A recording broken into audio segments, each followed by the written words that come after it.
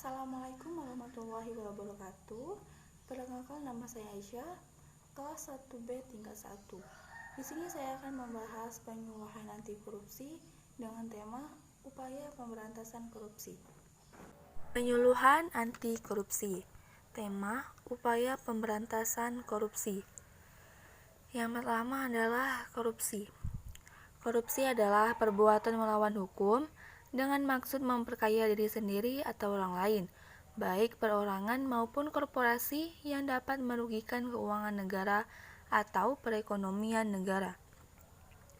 Selanjutnya yaitu jenis-jenis korupsi.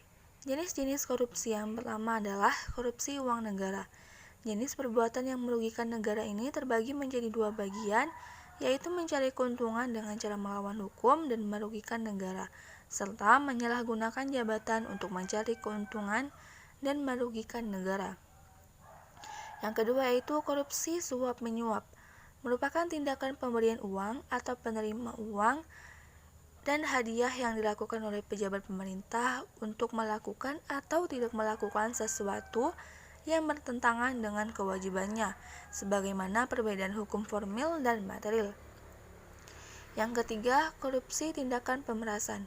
Tindakan pemerasan merupakan tindakan yang dilakukan oleh pegawai negeri atau penyelenggara negara untuk menguntungkan diri sendiri atau orang lain dengan cara melawan hukum atau dengan menyalahgunakan kekuasaannya dengan memaksa seseorang memberikan sesuatu, membayar atau menerima pembayaran dengan potongan, juga untuk mengerjakan sesuatu bagi dirinya sendiri. Yang keempat, korupsi penggelapan jabatan. Korupsi penggelapan jabatan dalam jabatan termasuk juga ke dalam kategori yang sering dimaksud sebagai penyalahgunaan jabatan, yakni tindakan seorang pejabat pemerintah dengan kekuasaannya yang dimilikinya, melakukan penggelapan laporan keuangan, menghilangkan barang bukti, atau membiarkan orang lain menghancurkan barang bukti yang bertujuan untuk menguntungkan diri sendiri dengan jalan merugikan negara. Yang kelima, korupsi gratifikasi. Korupsi gratifikasi merupakan tindakan pemberian hadiah yang diterima oleh pegawai negeri atau penyelenggara negara dan tidak dilaporkan kepada KPK dalam jangka waktu 30 hari semenjak diterimanya gratifikasi tersebut. Yang terakhir yaitu korupsi benturan kepentingan.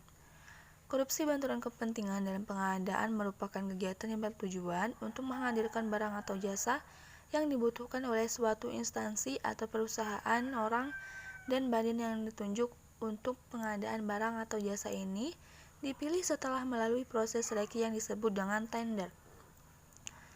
Pada dasarnya, proses tender harus berjalan dengan bersih dan jujur. Instansi atau kontraktor yang rapornya paling bagus dan penawaran biayanya paling kompetitif, maka instansi atau kontraktor tersebut yang akan ditunjuk dan menjaga. Pihak yang menyeleksi tidak boleh ikut sebagai peserta. Baiklah, selanjutnya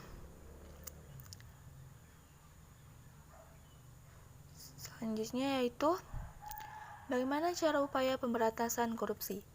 Yaitu yang pertama, menanamkan semangat nasional yang positif dengan mengutamakan pengabdian pada bangsa dan negara melalui pendidikan formal, informal, dan agama. Yang kedua, melakukan penerimaan pegawai berdasarkan prinsip keterampilan teknis. Yang ketiga, para pejabat dihimbau untuk mematuhi pola hidup sederhana dan memiliki tanggung jawab yang tinggi. Yang keempat, para pegawai selalu diusahakan kesejahteraannya yang memadai dan ada jaminan masa tua. Yang kelima, menciptakan aparatur pemerintah yang jujur dan disiplin kerja yang tinggi. Yang keenam, sistem keuangan dikelola oleh para pejabat yang memiliki tanggung jawab etis tinggi dan dibarengi sistem kontrol yang efisien. Yang ketujuh, melakukan pencatatan ulang terhadap kekayaan pejabat yang mencolok. Yang terakhir yaitu perusahaan melakukan reorganisasi dan rasionalisasi organisasi pemerintahan melalui penyederhanaan jumlah departemen sumber jabatan di bawahnya. Baiklah, selanjutnya yaitu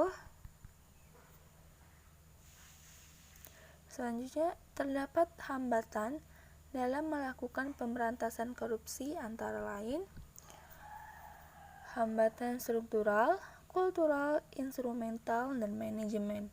Oleh karena itu, perlu dilakukan langkah-langkah untuk mengatasinya, antara lain mendesain dan menata ulang pelayanan publik, memperkuat transparansi, pengawasan, dan sanksi.